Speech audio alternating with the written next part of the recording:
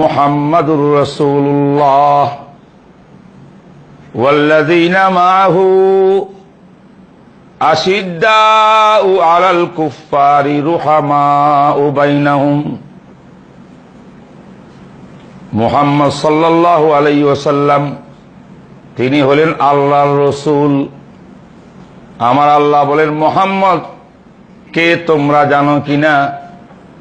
আমার দাবি হইল মুহাম্মদ অন্য কিছু নয়, মুহাম্মদ হইলেন আল্লাহর রাসূল। আল্লাহ দাবি করলেন মুহাম্মদ আল্লাহর রাসূল। মুহাম্মদ মুবতাদা, রাসূলুল্লাহ খবর। দাবি করলে প্রমাণও দেওয়া লাগে দুনিয়ার ক্ষেত্রে। আল্লাহর দাবির জন্য কোনো প্রমাণের দরকার নাই, তবুও মেহেরবানি করে আল্লাহ পাক প্রমাণ দেন আমাকে বুঝাবার জন্য। আমি যে ঘোষণা করলে মুহাম্মদ আল্লাহ রসুল মানে আমার রসুল, প্রমাণ চাও, চাইলে নিতে পারো। প্রমাণ হইল ওয়াল্লাযীনা মাআহু,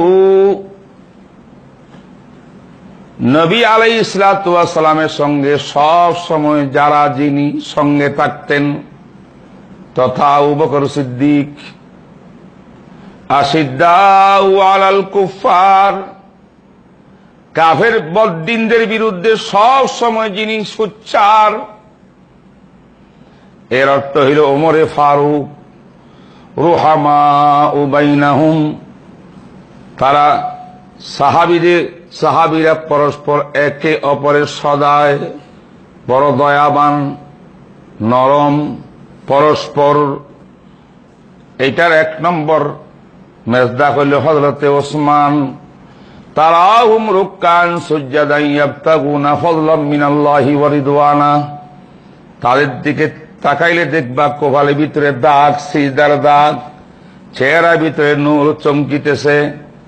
ইবাদত বন্দেগীর আসরার আলামত তাদের চেহারাতে সবসময় দেখা যায়, ঝকঝক করে। উদ্দেশ্য হইল হযরতে আলী। তাইলে এই আয়াতের মধ্যে যদিও সব সাহাবাও, আয়াতগুলোর অর্থ সাহাবাদের বৈশিষ্ট্য চারটা। একটা হল নবীর সাহাবী, তারা নবীর সঙ্গী, ওয়াল্লাযীনা মাআহু।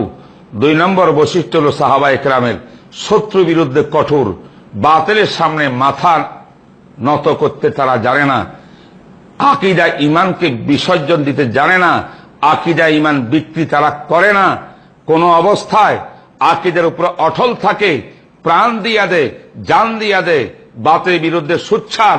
এরা সাহাবাদের বৈশিষ্ট্য। তিন নম্বর রুহামা বাইনাহুম, সাহাবাদের তিন নম্বর বৈশিষ্ট্য হলো তারা পরস্পর সদয়, একে অপরের পর হিতাকাঙ্ক্ষী, কোন বিবাদ নাই, সব নরম। চার নম্বর হইল তারাহুম রুক্কান, তাদেরকে দেখবা দিনের মধ্যে জিহাদ করে আর রাত্রে সিজদায় পড়িয়া আল্লাহর দরবারে চোখের পানি দিয়া জমিন ভিজায়। এই চারটা কার বৈশিষ্ট্য? সাহাবীদের বৈশিষ্ট্য চারটা। প্রত্যেক বৈশিষ্ট্যের ভিতরে একজন সাহাবী বিশেষভাবে উল্লেখযোগ্য। ওয়াল্লাযীনা মাআহুর ভিতরে সিদ্দিক, আবু বকর সিদ্দিক। কারণ আবু বকর সিদ্দিক রাদিয়াল্লাহু তাআলা আনহু নবীর যে সঙ্গী ছিলেন, দুনিয়ার কেউ যখন সঙ্গী ছিল না তখন নবীর সঙ্গে আবু বকর সিদ্দিক ছিলেন। হিজরতের রাতে ছিলেন না? আশিদ্দা, শত্রুর বিরুদ্ধে সোচ্চার, এই ব্যাপারে এই গুণটা বিশেষভাবে ছিল কার মধ্যে? ওমর ইবনে খাত্তাবের মধ্যে। আর রুহামা বাইনাহুম, পরস্পর দয়ালু, এটার গুণটা বেশি ছিল ওসমানের কাছে। তাহাজ্জুদ গুজারি, গিরিয়াজারি, কান্নাকাটি, ইবাদত বন্দেগী, এটার ভিতরে ছিলেন হযরতে আলী। সব সাহাবীর বৈশিষ্ট্য এই চারটা গুণ, তার মধ্যে এই চারজন বিশেষভাবে। এখন আয়াতের মর্ম কি দাঁড়াইল? আল্লাহ বলেন মুহাম্মদ আমার রসুল, তিনি আমার রসুল হওয়ার প্রমাণ যদি কেউ চাও, এই রসুলের 1,24,000 সাহাবা যাদের মধ্যে এই চারটা গুণ বিদ্যমান, এই সাহাবীদের দিকে তাকাও, সাহাবীদেরকে মানো, সাহাবীদেরকে বুঝো। যার সংস্পর্শে সাগরিদ হইয়া, শিষ্য হইয়া এমন 1,24,000 সাহাবী তৈয়ার হইতে পারে, সেই ব্যক্তিটা রসুল ছাড়া আর কেউ হতে পারে না। আর এক ভাষায় বললে সমস্ত সাহাবায়ে কেরামের অস্তিত্ব নবীর নবুয়তের দলিল, নবী নবী হওয়ার দলিল। দলিল আরো বহু আছে, এটা সবার চোখের সামনে দলিল। শিষ্য যদি ভালো হয়, ছাত্র ভালো হইলে তার ওস্তাদ ভালো। সাহাবাদের গুণাবলী সামনে আনলে বোঝা যায় আল্লাহু আকবার, এই সাহাবী কোন ফ্যাক্টরিতে তৈরি হয়েছে, কোন মাদ্রাসায় তৈরি হয়েছে, তার শিক্ষক কে ছিল। সাধারণ লোকে এমন ছাত্র তৈরি করতে পারে না, অবশ্যই তিনি আল্লাহ রসুল হইতে হয়। সাহাবাদের ব্যাপারে এই আকীদা আমাদের প্রথম রাখতে হবে।